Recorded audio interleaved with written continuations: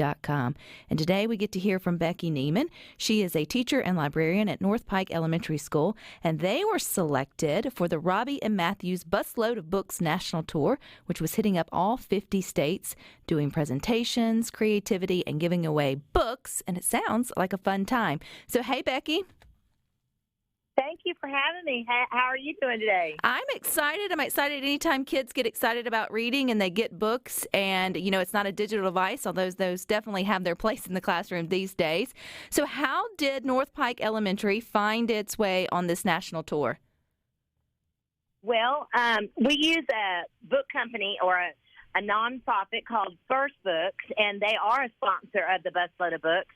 But they sell books and at a very good price for Title I schools.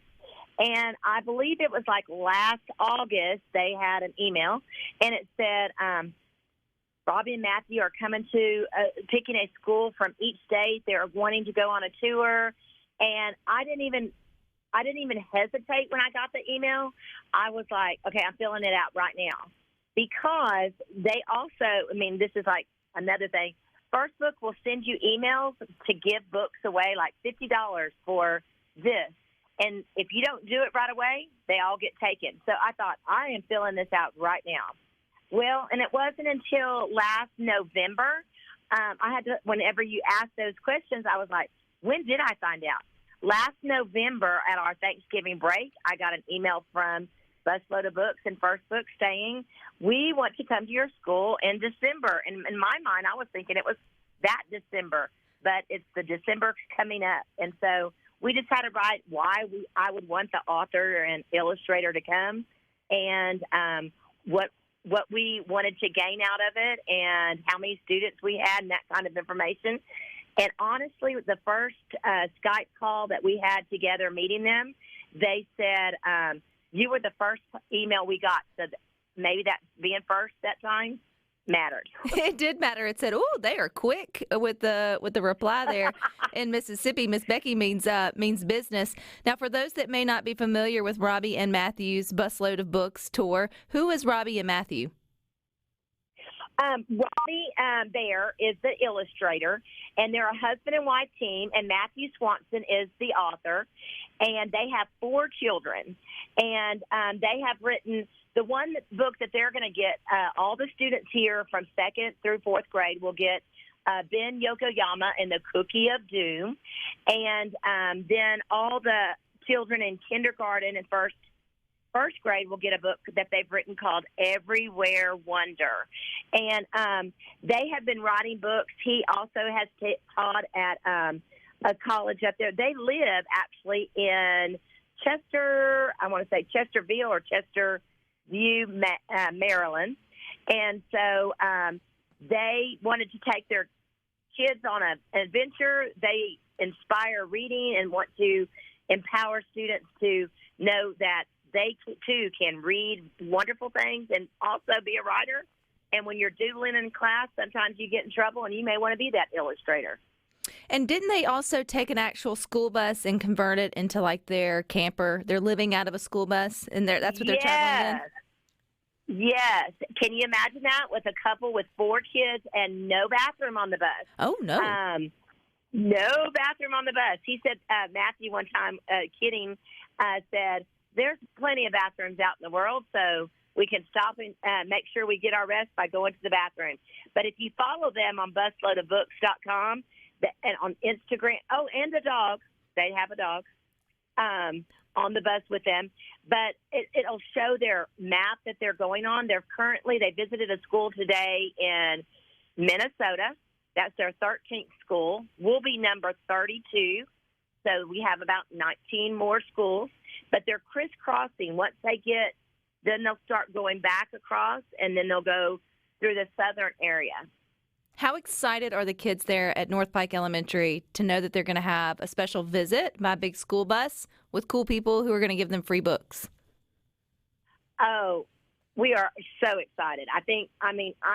Every time they come in, I want to tell them something. I feel like I'm a stalker on their Instagram and Facebook site because today they planned this excursion on the map when you see it to not have to be around snow. Us in Mississippi, we like the snow. It's a snow day, but they planned it. Well, they woke up this morning to snow in Minnesota. So it was like, we didn't plan that, but they have snow. It's not a lot, but I showed the kids today because I thought that was exciting. And so all the classes that I saw today in library got to see that. And so, like I even told the kids, I feel like I watch them every day, but I want to show you. And they are super pumped. They always want to, we're tracking it on a map. And the last class today got to color in Minnesota. And so they were like, I'll color it. And we're keeping track of them that way. That's a lot of fun. Okay, you mentioned the grades, but again, what are the grades that are going to be able to meet Robbi and Matthew and the busload of books? It is all morning till like 1 or 2 o'clock. We have kinder through 4th grade. And we, when I signed up, we were only kinder through 3rd, but we moved our 4th grade back to our elementary, and our 5th and 6th grade now are at the upper. And so they accommodated those extra students as well.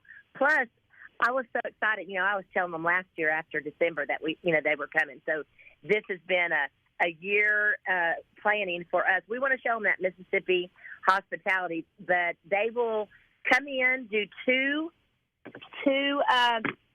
presentations. They're about 45 minutes to an hour. Their children, they said farm them out.